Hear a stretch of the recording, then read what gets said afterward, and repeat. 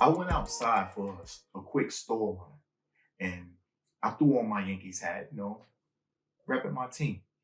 And I get like a tap on my shoulder and I'm turning around and some dude. So you know how it is, like in New York, we don't know what someone's intention is. So when you tap me on my shoulder, I'm looking at you, I might have to defend myself. But it wasn't that. He just yelled out in my ear, Juan Soto! And I looked at him and I'm like, bro, really? First off, it's too early in the morning for that. Second, what's wrong with you? Like, what's wrong with people? And then I just looked and I realized, like, oh, it's the middle of February. Super Bowl was behind us.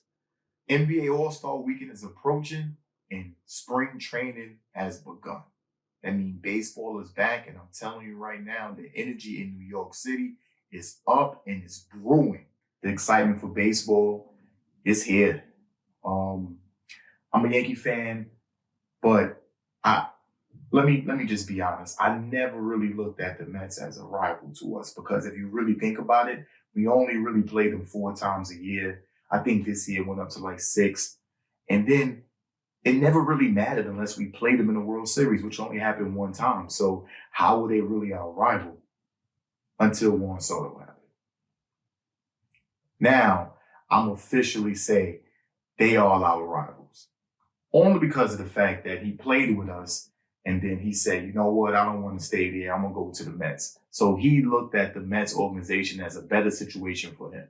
And that has never happened in the past. Normally, guys get shipped from the Yankees and they go over there, right? We have a few of them that's on their roster right now, but that's just a little dig I shot at them with. But excitement is here, and it's going to be an interesting season. So what I'm doing is I'm going to invite my 2 friends on here. They're Met fans. One of them I speak about all the time. He's an annoying Met fan that I speak about, right?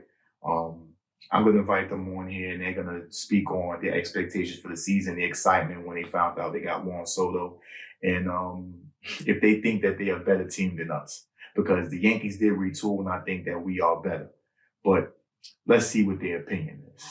All right, look at these 2 Met slobs. All right. Yes, sir. So I got my 2 friends on. We got George, then we got the annoying Met fan, Michael Aviles. Let's go, baby. Why do you have a Yankee cup on? Hey, man. You trolling? Like to, sometimes I like to watch some baseball. I do. One thing I do know is George watch a lot of Yankee games. I do. I watch too much. I watch too much Yankee games. I listen to the Yankee radio a lot too. I like to know what I'm talking about if I'm going to talk trash. That's a fact. Me too. I don't want to sound like some idiot over there talking some bullshit. It sounds stupid. But first, congratulations on getting Juan Soto. Yes, sir. I was actually with Mike when we heard the news. We heard together. I thought no one wanted to come to the Mets. Huh? I thought no one wanted to come to the Mets. We in a new day. I thought we were in a free agent destination. We're in a new day. Yes, but sir. Look, I'm gonna tell you something. I'm gonna tell you something now. This can either make y'all, break y'all, because if this don't work. Yeah, I mean, it's not the. I mean, it takes a lot to win a World Series, bro. It's more than one player, unfortunately. I wish I could say that getting Soto's a ticket to the World Series, but National League is stacked, and it's going to take more than him just for everything to go right. There's a lot of competition. That's across baseball, period. But I think that, in my opinion, getting Soto was better for y'all anyway, because if you think about it, like, who was y'all marquee guy? Like we got Judge. Like, people gonna come to games because we got Lindor. Yeah, but Lindor's not marketable like Soto is. Like we know, like he started to, man. That's my that was last season though. That was last season. I feel like he's starting to get to that. Yeah, he is. He is with our fan base at least. Yeah, he's maturing for sure. And if you ask me, he should have been MVP last year, but. Yeah, it's hard to argue against. That's another conversation. I mean, they gave in the NFL they gave Josh Allen MVP, right? So that's a whole nother. That's a different conversation, but I'm just saying, Lindor. I think he deserved that. Huh? I think Josh Allen deserved that. we could speak on that another time, but I think Lindor did deserve. I'm not saying Josh didn't like he wasn't MVP caliber. I'm not saying that, but I think Lindor did deserve it last year because he's a two-way player and he led y'all to that series. He definitely did. Right? It's tough to be a historical year though. Ohtani was just 50-50. But in the past they wouldn't give you MVP if you ain't play defense. That's true. He was the first DH, right? Yeah, he's only a DH.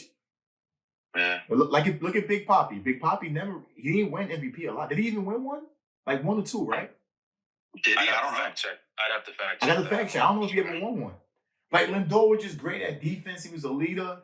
His back paws they carried y'all like throughout the season. 100%. Like even with the song, his opening song is coming out song that attracted fans. That definitely it gave me like the Phillies vibe when who has the AOK walk up song? Who was it? Ooh, on the Phillies. Mike, you know what I'm talking about. I don't really watch many Philly games.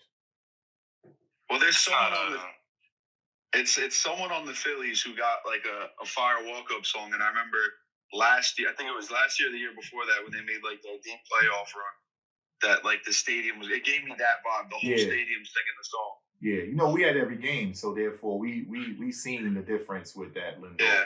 So I got a question for y'all. Again, how did y'all feel when y'all got him? I mean, I don't think we spoke on that yet. I was at work, and a couple of days before that, I had put on the Jeff Passan tweet notifications, just so that when it did come out, like, I found out right away. And I wasn't expecting the news to drop that day. I thought it was going to drop that week. Mm-hmm. But when I got it, I was at work, and I was like ecstatic, bro. I couldn't believe it said the Mets on there. And then once I seen the deal was just insane. 15 years, see, that money's $750, like, it ended up being over 800. And seeing what other details came out about the contract after was even wilder to me. So it's it was surreal, bro, for real. Yeah, I still remember that day. Every step. Yo, your man Mike was arguing with people, bro, and I'm really asking, like, who are you arguing with right now? It used to be the best moment of your life. Like, who are you arguing with right now? He said, a lot of people had stuff to say after we started. In particular, Yankee fans, because we got to deal with a lot of them on a daily. So yeah, I just had one dear friend who is a fan of Juan Soto, and also loves the Yankees very much, so he didn't want him to leave. Yeah. So I don't think if any Yankee fans say they want him to leave, they're a complete liar. I mean, I'm the Yankee fan. Wait. I'm the Yankee fan that said I wanted to leave. Bro. I said that from the jump, and y'all know that. But all right, it's because of the way y'all pivoted. If y'all didn't pivot the way you did, you probably wouldn't be saying that. But before Mike was with me. I wasn't happy that he was gone. Yeah. I was happy. It wasn't about Soto the player, right? Mm-hmm. Well, I got my things about that, but I won't even get into that. But it was more so I thought heart to heart, I thought that the Yankees, if we would have re-signed Juan Soto, we would have never improved our team. Okay. Like, if you look at our team last year, you weren't willing to spend another necessary spot. Exactly. Even look at what we're doing at third base right now. We're going young, man. I'm gonna get into that, the DJ LeMahieu thing, right? They're gonna try him out there again, but that's gonna be rough. It would have been like that across the board if we signed Soto. It would have been. We probably wouldn't have got Devin Williams. We probably wouldn't have got Max Fried. We wouldn't have had none of these guys. 8-year deal. Yeah, so we'd have been stuck with Stroman and bringing up a lot of these young guys who are unproven, and then running it right back. Again, I think we overachieved last year. I don't think our team was really that good. Houston wasn't our way. That was our problem. Houston was always our problem. They wasn't there. We played a young Detroit team. We played a young I won't say Cleveland's that young, but Cleveland's not really that good. The Royals were no, we didn't play Detroit. We played the Royals. Sorry. Yeah, you didn't play the Tigers. Played the Royals, yeah.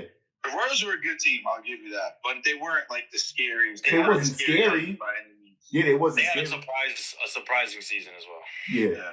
Like next year, it might even be good next year, Like, we don't know. But so for me, I really meant that. I really didn't want to bring him back because if it was back in the day when we'll go get Soto and Max Fried and Devin Williams, then why would I say tell Soto to leave? Yeah, why not? For y'all, I'm not mad at y'all. Y'all owners gonna spend a whole lot of money. So who cares? If y'all gonna get Vlad, get anybody, who cares? It's not our money. I said this so many times. We had to overpay for Soto, like 110%. Of course. Because it's not even like the baseball player we were getting. It's the whole narrative about the Mets that completely changes after you get that guy. Especially if you win. No one wants to come to the Mets ever. Yeah. Like Lindor, we didn't sign that guy on free agency. Like we traded for him, and then he signed the extension. Yeah. You know, who knows what would have happened if he went to free agency. Like, I'm glad we did what we did when we got him. But guys like that, it completely changes the culture, 110%. So y'all getting Soto. We see the direction the Mets are headed now too. So yeah, I think I was gonna get on that. I think the biggest signing to me outside of Soto was Pete. Oh, 110%, 110.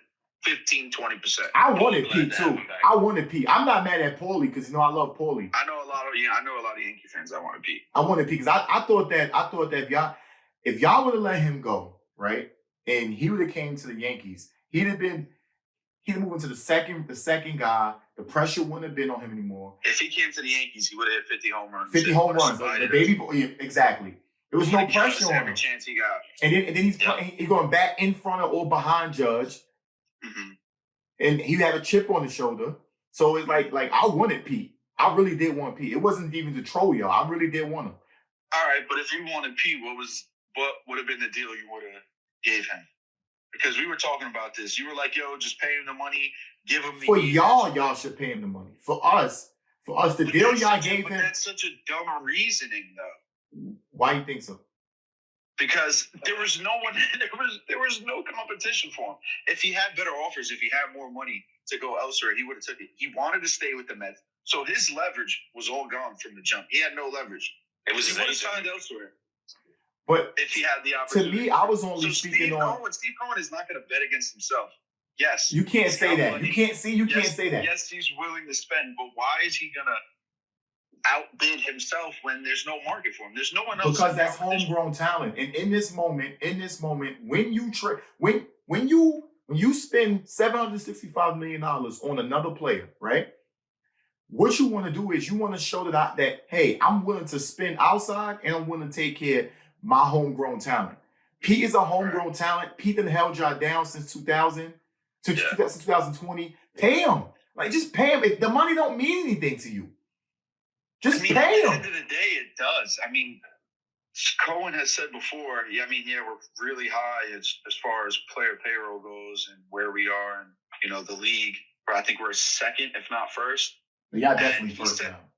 He said he doesn't want to be that high consistently. He doesn't want to have that high of a payroll every time, like every year. So that's when hypocrisy come in. So how do you say you don't want to have that high payroll, but saying money's not the issue? Which one is it? It's not that money's not the issue. Money's not the issue where it's necessary to spend. Like, for example, Juan Soto, generational talent, became a free agent at 26.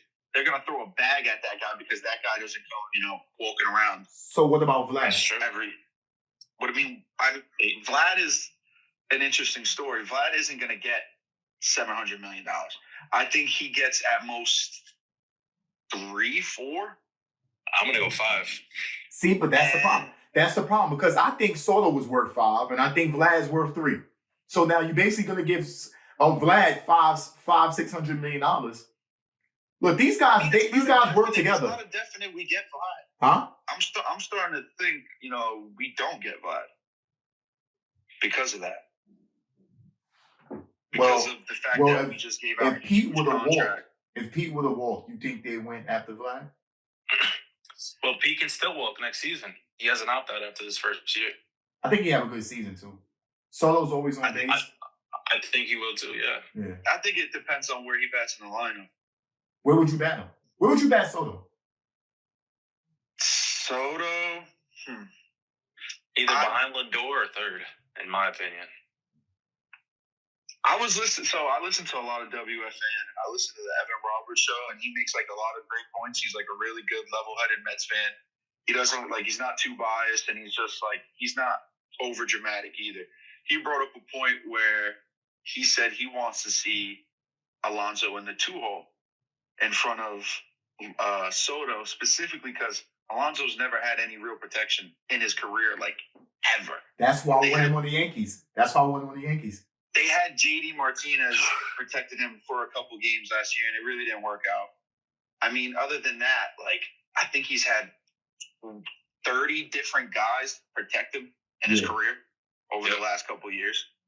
And he's never had a guy like Juan Soto backing him up. So, I mean, if Alonso batting in front of Soto means Alonso sees more fastballs, this guy might hit 50 home runs again, like his rookie year. Yeah. If you hit him between Lindor and Soto. At 2. It's going to be interesting. But you could also that means you got to put Vientos cleanup. And I'm not sold on Vientos being me either. Great for the whole season. Last year, this guy had no pressure on him because he didn't need to be the guy. Yeah, this year, you had Nimmo, you had JD, and he had something to prove. He hit a walk-off against the Cardinals, and then they sent him back down. That fired him up. So, I mean, I don't know if he's still going to have that fire. I hope he does, and I hope being next to Soto now helps him even more. But definitely. I don't even... Where do you put Nimmo at? So if you're saying you're going to put Vientos at 4, put Nimmo at 5? I hate putting Nimmo 5 because look, if you get a dip with Vientos 4 and 5, Nimmo at 5, Nimmo's an X factor there. Yeah, because it's better to put him 2. I like Nimmo 2. Yeah, if I had it my way, it would be Lindor 1, Nimmo 2, Soto 3, Pete 4, Vientos 5. I like that better. I like Jose Siri for y'all too. He's good defensively and he steals bags. So, but you need a guy like that to be like maybe 9. Listen, if you look at the Dodgers, no, he's a good 9-hole hitter. Yeah, definitely in a 9 spot. To beat the Dodgers, you got to stay on base to beat the Dodgers. Yeah, got to score runs. Yeah, you got to stay on base. I think if McNeil hits in the 8-hole, I think he'll provide a lot of spark for that 7, 8, 9. Just because, the guy won a batting title a couple years ago. Yeah, he was hurt, but after he came back, he was heating up. After the whole All-Star break, he was heating up. And then he got hurt. He was. So what about pitching? He had a roller coaster year, though. Pitching, I'm spooked. Pitching, I'm completely spooked. We have Minaya, Monta, Senga, Peterson, Holmes. I don't know what the hell y'all doing with that pitch. I don't know. Listen. Clay Holmes, let me tell you something. Maybe y'all seen something different from what we seen, but Clay Holmes cost us a lot of games. But he was better. But to his defense, he was better. He was better at long relief. He was better when he was like you bring 5th and 6th inning. Yeah, he was better for that. But at closer, he was a decent setup guy for Weaver. And then you think you get the same production from Minaya? He got paid. The pressure on him now. I think after he changed his whole wind up and the new arm slot and stuff I think the new Minaya we saw is the Minaya to stay. Yeah. Honestly. Yeah. He looks great. And I got some swag to him. He's the tribal chief. The tribal chief of Queens. Yes, sir. Throw the ones up. And then you got your boy Frankie Montez. That's like a Severino. I have mixed feelings about that. Nah, look. Yankee fans can't front. Sevy was our ace. That was our ace. The injuries, it's never been a talent thing with him. The injuries is what killed him. And then the last year he was with us, it looked like his fastball was just flat. His fastball was just flat. That's all it was. But when he went to y'all, he looked a little bit like the old Sevy. Hopefully he'd be good at Oakland. But Montez was bad, bro. Yeah, I feel like we have a good pitching staff too. Like, because last year we had the same questions. We had Severino, Sean Minaya. And Minaya was one of them. Minaya was one of those like iffy signings that people were like, "What?" Kodai Senga was out for the year. Senga's back, right? Senga pitched 5 innings last year. Yeah, Yeah. And then he had like a 12 ERA in the playoffs. Yeah. We were depending on a bunch of guys to have a year coming off a year where they didn't, do much. Yeah, basically had a pitching by committee.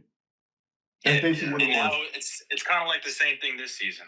It's gonna be a 6-man rotation to start the season for sure.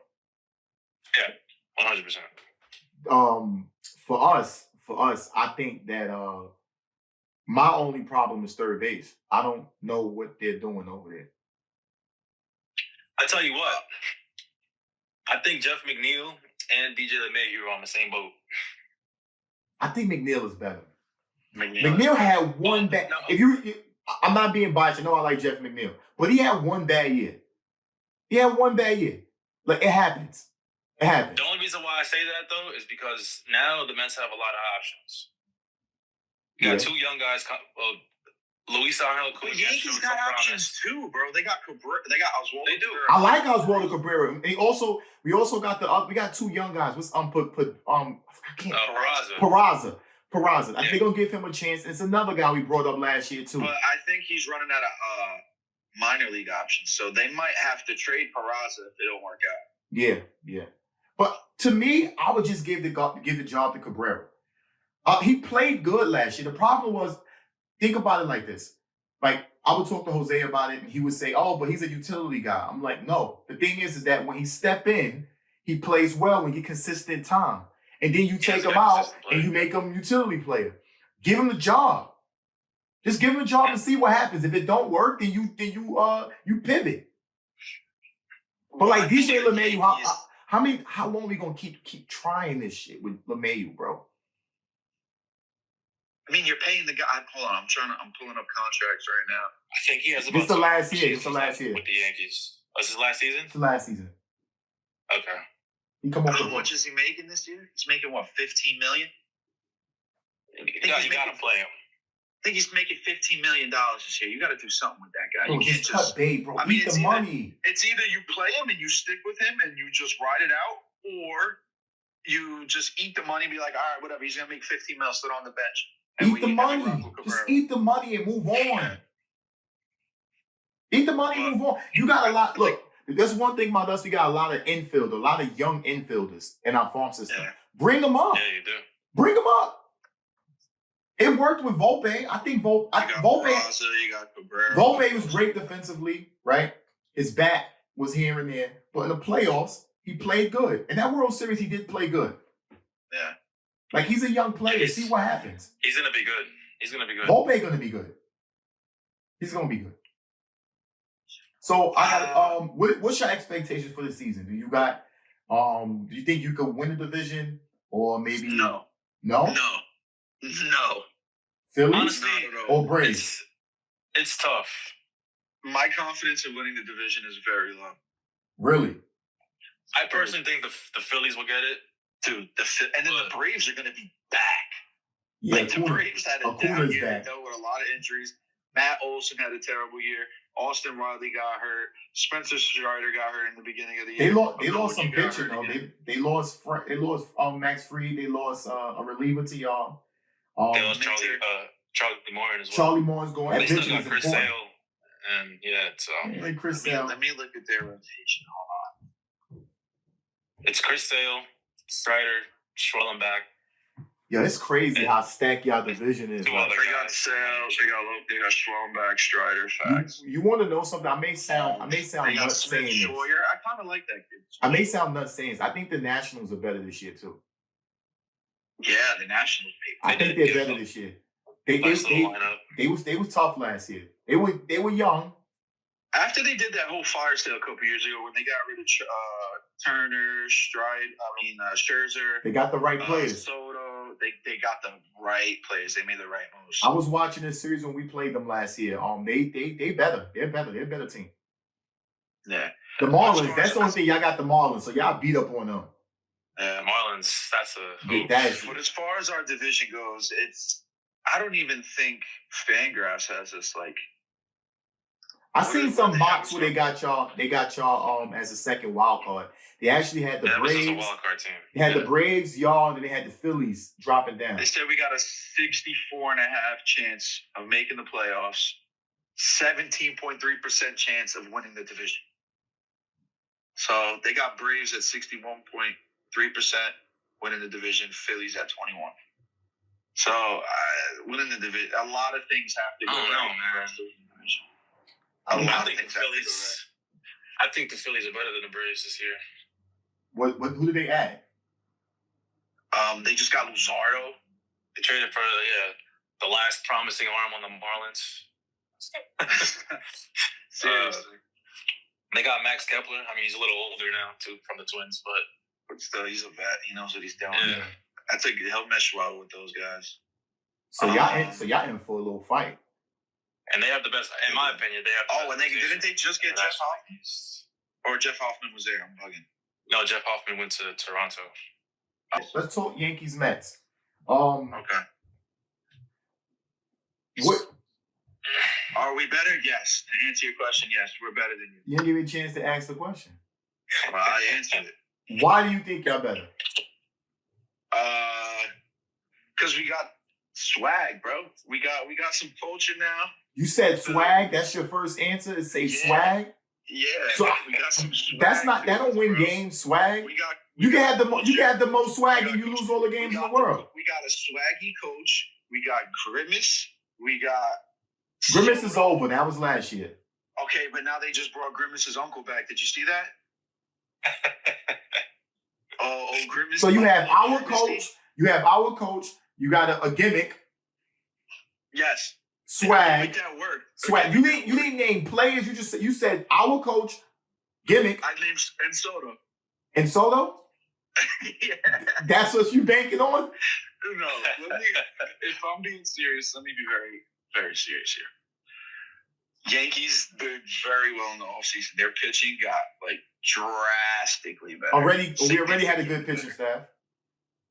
Say that again? We already had a good pitching staff, and we got better at a strength. You definitely made it stronger. The lineup, though. What's wrong with the lineup? It's not anything's wrong with the lineup. I don't think it's better without Soto. I mean, I'm going to ask you a question. When you lose a guy that bat 287, gets on, I call him Walker Soto. Walk every goddamn thing, right? Or 1,000 on-base percentage. You can't just replace that, right? But what you could do is get Paul Goldschmidt, right? He bat for average, former MVP. Second half of the season last year, he got better.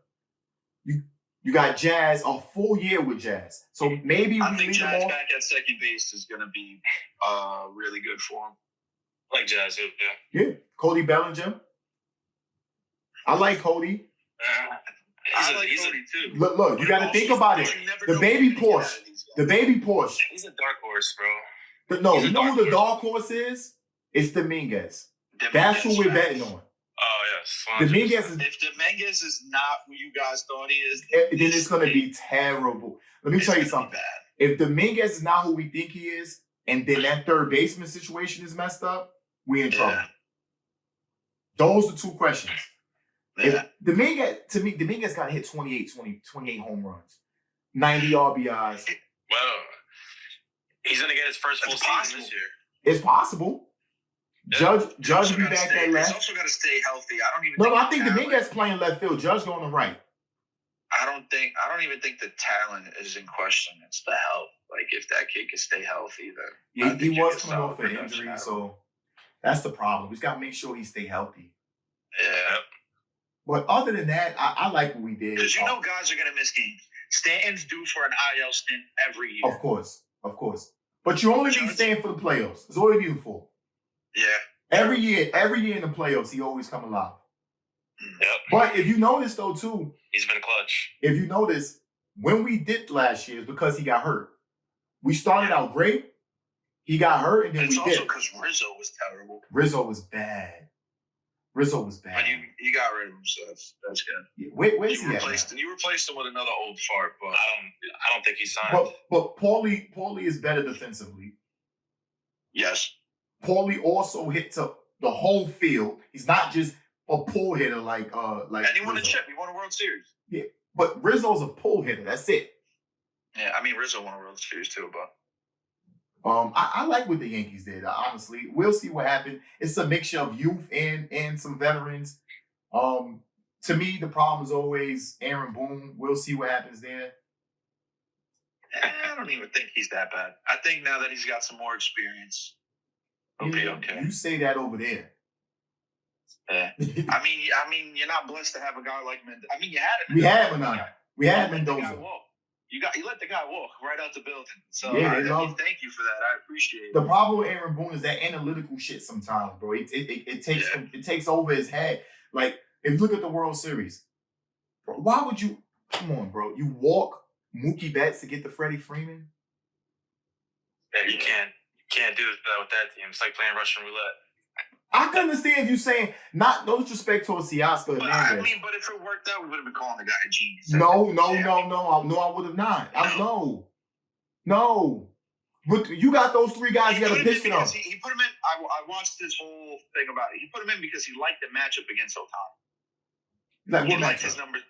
He liked Nestor's matchup against Otani. All right, so take him out. But it was the 3 batter. Oh yeah, it's the new rule, right? See, so it's like you got to pick your battles, and he lost that one. Yeah.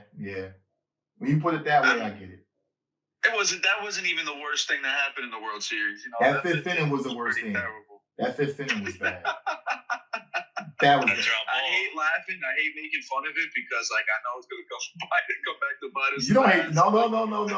No. If y'all win the World Series, you're gonna talk about that shit forever. We still got our bet.